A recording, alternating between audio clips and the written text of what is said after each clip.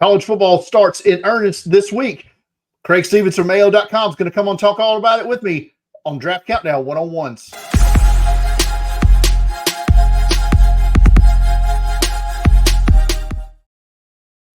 Hello, everyone. And for those of you not familiar with this new show, it is Draft Countdown one-on-ones, where I interview a new subject each and every week talking about college football or the draft or the NFL or whatever.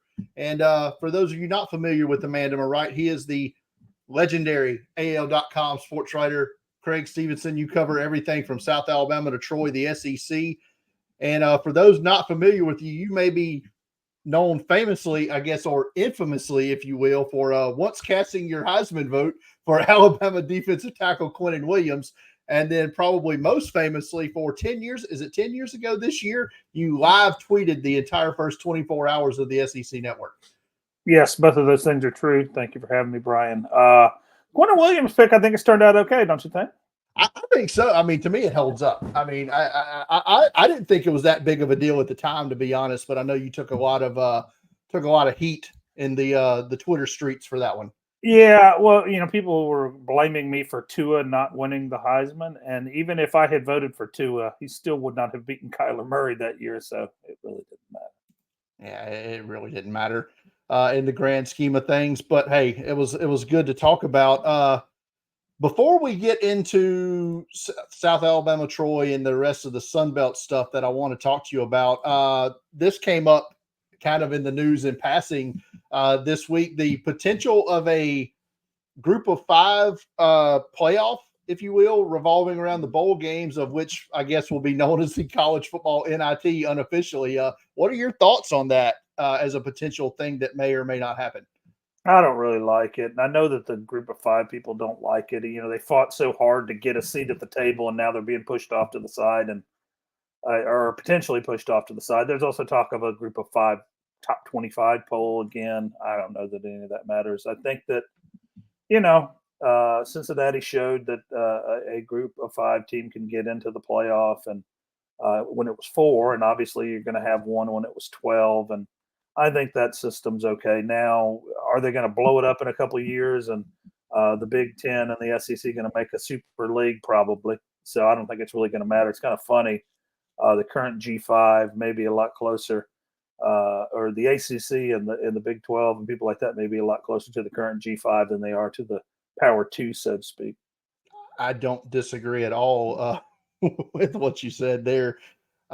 Especially the ACC. I feel like they definitely diluted themselves a little bit, and the Big 12, it doesn't feel like those two, like if you compare the top to bottom of those two conferences to the SEC and the Big 10, it's really no comparison, is it?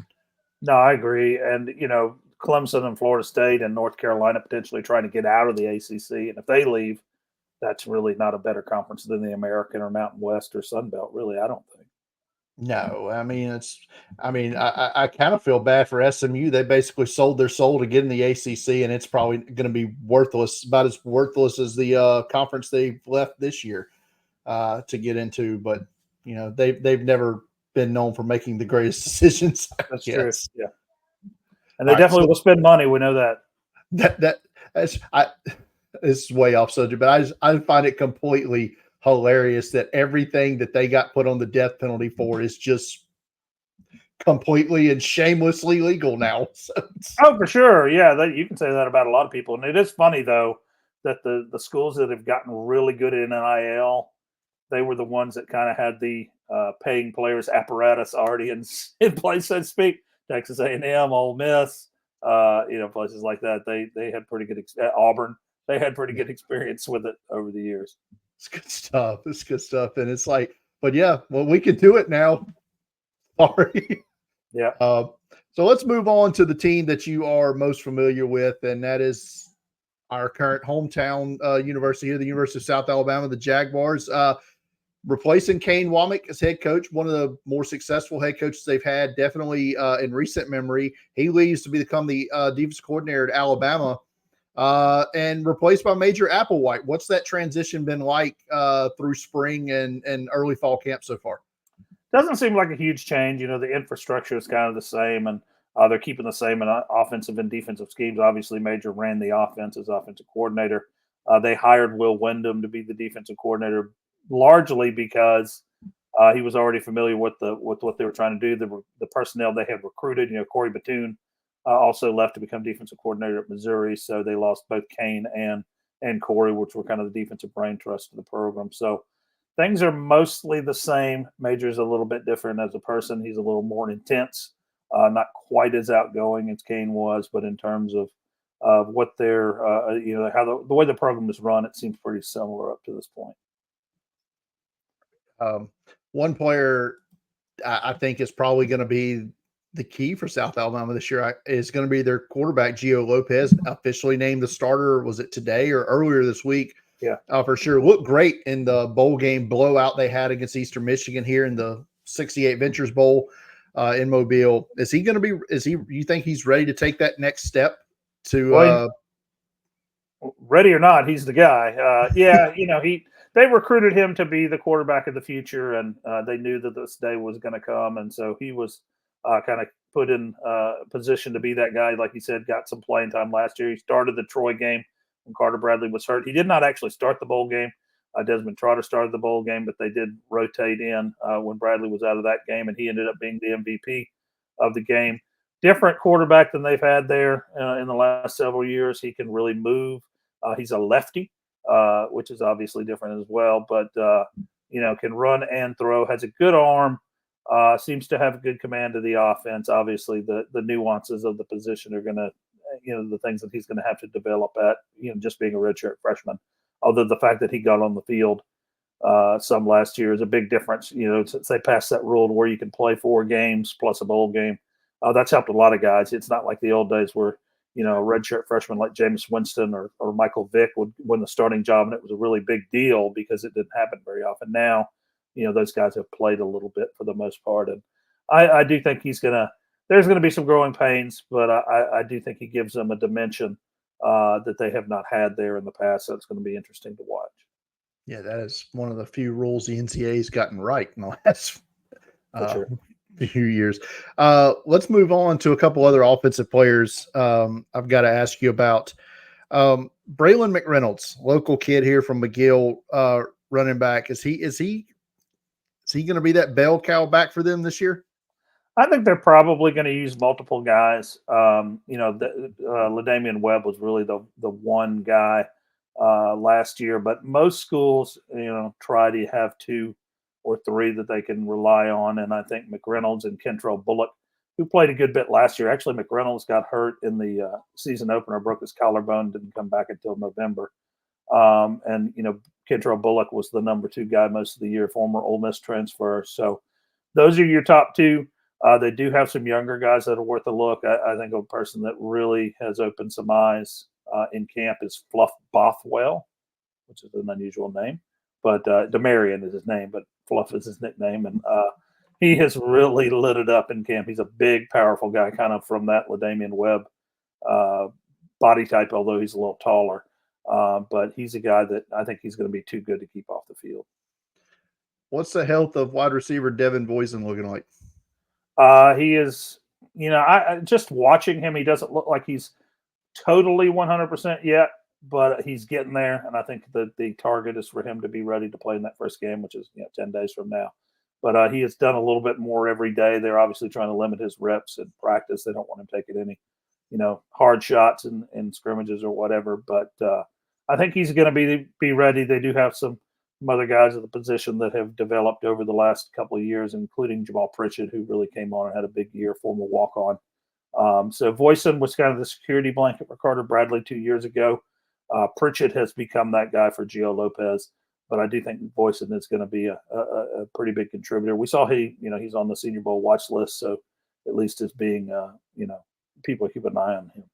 Yeah, so was Jamal Pritchett, correct? So yeah, for sure. Yeah. So both receivers there. So that's interesting. We'll talk one player on defense here. And I think he might be the best NFL prospect on the South Alabama team, and that's Wakevius Thomas, the defensive tackle. Big year coming for him. Yeah, he's a 6th-year senior and has played pretty much since his freshman year. I mean, he was a rotational guy his first couple of years, been starter. This is going on his 4th year as a starter. It's interesting.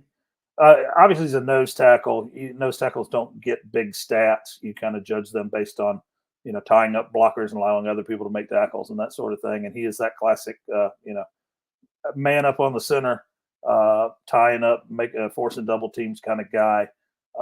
And they universally kind of the coaches all think he is the best defensive player on the team, and a lot of people consider him one of the best interior defensive linemen in the league as well. Yeah. Those guys don't generally get drafted high, but every team's got one in the NFL. So yeah. So he can definitely carve out a role for himself. Last thing on South Alabama, was looking at the ESPN FPI. I'm not sure how they come up with this stuff, but they're projecting South Alabama to be essentially a 6-6 team. Does that sound right to you, or do you think they're better than that? It does. Yeah, they've got a really, really tough schedule. Just within the Sun Belt, and without, obviously they play LSU at LSU. They play Ohio, which is generally a pretty good team out of the MAC at Ohio. They also play on the road against App State and Arkansas State, which are two of the better teams in the Sun Belt. Those are all in the first half of the season, by the way. So if they can come out of their first 6 at 3-3, I think they're going to be feeling pretty good about it. It does ease up a little bit down the stretch. Key games in the second half, obviously, got Troy at home this year. They have not beaten Troy since 2017. So everyone wants to get that monkey off their back. They play at Louisiana, and then the last game of the season, which is on Black Friday, they play Texas State, which is the preseason favorite in the Sun Belt West. So, yeah, it's going to be a struggle to get bowl eligible. It may be one of those where they have to win down the stretch to get there, because, like I said, the schedule is really tough on the front end. But with an easier schedule, this could be an 8 or 9 win team. But I do think that the schedule is going to give them some fits, and 6 or 7 sounds about right to me. You mentioned Troy, so we'll talk about the Trojans next. What are your expectations for them in 2024? I think they're going to struggle. They lost just about everybody from that team last year, including a couple of NFL guys, obviously. And I think they only have 3 starters returning from last year, and some of those guys weren't full-time starters. And then they also, they had a major hit on the coaching staff to me. I think Jared Parker long-term could be a good hire, but John Summerall, they lost probably the best, one or two best coaches in the league, I think. And, they do have, there is some talent there, but it's mostly young. Chris Lewis, who is, probably their best returning player, unfortunately has cancer. So he's going to miss the season at least, if he comes back at all. They're really, really depleted manpower wise. I think they only have 11 seniors, which is the lowest number in major college football. So, they do get a good thing to start off with. They open up with Nevada, which is one of the worst teams in the country at home. So maybe they'll have a chance to get off to a good start. But I do think they come back to the pack a little bit this year. Depending on when I get this up, I that was my lock of the week last night on the podcast, was SMU minus 25.5 against Nevada at Nevada this week. Yeah, they're bad, apparently. They're a bad team. Last question on Troy, and this is from a pure college football fantasy perspective. I was told to ask this question. How good can their running back Damian Taylor be? I think he's solid. He's not Kamani Vidal, but he was a guy that they used quite a bit situationally. And obviously he came in the game late against some teams and put up some decent numbers, but, facing tired defenses and stuff like that. But I do think he does give him a dimension catching the ball, which Vidal also did. So he's a good, versatile guy, but no, he's not Kamani Vidal. I mean, Kamani Vidal might be, I was talking to a friend of mine who works at Troy over the summer. He said Vidal may be the greatest player in Troy history. So that's a lot to live up to. He seems to be making an impact in Chargers camp too, from all words I've heard out there. Yeah, good dude too. Has some Mobile roots. He's actually like extended family with Hank Aaron. So definitely pulling for a guy like that. No doubt. All right. So if not South Alabama, not Troy, who are the teams in the Sun Belt this year to focus on as the probable teams to contend? Yeah, Texas State is going to score a ton of points. They don't play a whole lot of defense, but they did get Jordan McLeod, the reigning Sun Belt Player of the Year, transferred from James Madison to Texas State to replace TJ Finley, who had a pretty good year, but now is at Western Kentucky. So they're going to score a ton of points. He saw them numbers that GJ Kinney and that offense has been putting up the last couple of years, going back to our Incarnate Word. It's ridiculous. He wanted some of that. No question about it. I think Arkansas State has really improved. They actually improved during the year last year. They were getting blown out early in the year. Then they made a quarterback change to Jalen Rayner, who is a true sophomore this year. I really like them. I think Louisiana has improved on the east side. I think App State is the best team in the conference. If they beat Liberty, I think they host Liberty in week 3. That might be your G5 playoff team if one of those teams can go undefeated. I think if Liberty wins that game, they will go undefeated. App State, I think, plays. I'm trying to remember who their big non-conference game is. It's not anybody that's unbeatable. Maybe they play Tulane, I know. But anyway, App State is very good.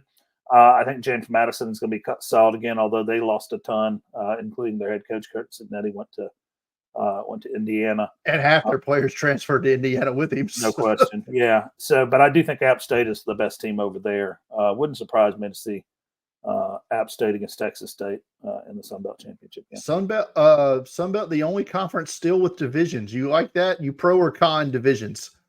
I don't mind it. I think they like it. I think they like having those protected rivalries, to where you're going to play the same teams every year. But you're going to run into a situation where the two best teams are in the same division. I think we saw that 2 years ago with South Alabama and Troy. And I think we saw it last year, even with James Madison and App State, even though, James Madison maybe wasn't eligible for the bowl game, although he did at Troy too. But definitely 2 years ago, Troy and South were the two best teams in the league, and they couldn't play for the championship. Let me ask one more question about the Sun Belt. Now, it's just I didn't have this written down, but it's popped in my head. Is this make or break for Will Hall at Southern Miss? Yeah, I think so. It's year 4. They've actually done a pretty good job of recruiting. They just had real trouble at quarterback. They haven't been able to find the right guy. They did get Tate Rodemaker, who played at Florida State, was the guy that played late in the year when the starter got hurt. So he was named the starter earlier this week. And yeah, unfortunately, they got a tough road too. But they definitely need to finish with a winning record. They got in a bowl game 2 years ago and played Rice out right here in Mobile, actually. But this is definitely time for them to kind of return to contention if it's going to happen. Does he get fired after this year? If they don't, I'm not quite sure, but they definitely need to start making some headway. It feels like this is it for him. Like they need to get to a bowl game or they've got to find somebody else. I'm not sure what his contract situation is, and I know Southern Miss never has any money, so it might be difficult for them to actually fire him. But yeah, I think that definitely it's time for them to get to getting, as people say. Even with South Alabama being here now, like in fully active FBS and all that, I have still probably been to more games at Southern Miss than I have at South Alabama. Well, I mean, you had a cousin that played there. That's one thing. But, I mean, it helps. Yeah, but you're right, though. For years before South Alabama had football, Mobile was kind of a Southern Miss town. I mean, the Press Register had a full-time Southern Miss beat writer at that time. So I definitely understand what you're saying and recruited guys from this area. It's a 90-minute drive. Yeah, from here. I know. Yeah, they're the two closest teams in the Sun Belt to each other. Yeah. And among the two closest in the country. Even there's some schools in the same state, Georgia State, Georgia Southern, Troy, South Alabama, that are not as close as Mobile and Hattiesburg are. Yeah. Had a lot of good times in Hattiesburg. I'll say that. All right. We got a draft topic in here. Sun Belt had 6 players drafted last year, which was tied for the most of any of the group of 5 schools with the American, who is considered to be the far superior conference, right? But they both had 6 players drafted. We think that can happen again. Sun Belt at or near the top of the group of 5 drafted players. Yeah, I don't know. I mean, it's a good question. I'm not sure who that would be. I'm sure there are guys. Jason Henderson, probably from Old Dominion, is showing up on some boards. The guy that's kind of a tackling machine. He's kind of taking that Carlton Marshall route to be a tackling machine. Probably one. Texas State has some guys. The back kickoff return guy. I'm trying to think of his name. is probably a pretty big prospect. I don't know. You would know better than I, Yeah. but I do believe, they're definitely the talent level has improved across the board in the league for sure. Yeah. I mean, it doesn't help them that, like I said, SMU, I think, is going to have a good amount of players drafted there in the ACC now, so they don't count there anymore. And it also last year was a weird year because like the Mountain West only had 2 players drafted, Right. Which they generally, speaking, have between Boise State, San Diego State, and those schools, they've generally much better in the draft than they were last year. So that's something. And I also think the transfer portal has helped that too. You've got guys that are, Power 5 talents that transfer down and end up getting drafted as well. Yeah. All right. So last question, Craig, and I'll let you get out of here. Is it going to be weird covering Alabama this year? Sure. It already in is the weird. post-Saban era. It already is weird. I mean, but yeah, I'm old enough to remember it before Saban, so maybe not as weird for me as it is for some other people. But it's definitely just based watching it from afar. It appears to be much different, just the way they do things in practice and that sort of thing. And assistant coaches being allowed to talk to the media and all that sort of thing is a little different. But yeah, I would. It's definitely going to be. It's a new era for sure in Tuscaloosa. The question is, how do they take a step back, and how far of a step back do they take? And they're ranked in the top 5 going into the season, but historically, Alabama first-year coaches have struggled a little bit, and you usually see even just about anywhere you'll see, a first-year coach will lose a game that otherwise might not have. Kirby Smart lost to Vanderbilt his first year. Nick Saban lost to Louisiana Monroe's first year. There have been some others, but it's worth keeping an eye on. The days of automatically being 11-1 and in the national championship race are over, I would say. I don't think they're headed for the Mike Shula days, No. but it's going to be interesting for sure. What is what is the finger of the pulse locally here? How are the local folks here in Mobile handling it? Yeah, well, everybody's kind of, I think Alabama fans have always thought they're going to go undefeated and win the national championship every year. It didn't matter who the coach was, but I'm sure there's a little bit of trepidation just to see how things are. They are still recruiting at a high level, so that has helped somewhat. But they got that week week 3 game up at Wisconsin, which looks like it could be a landmine. And obviously they play Georgia at the end of September in Tuscaloosa, so that will definitely tell the tale. Yeah, we'll see. I'm anxious to see it myself. Like you said, they're still recruiting at a high level. I think they have a top.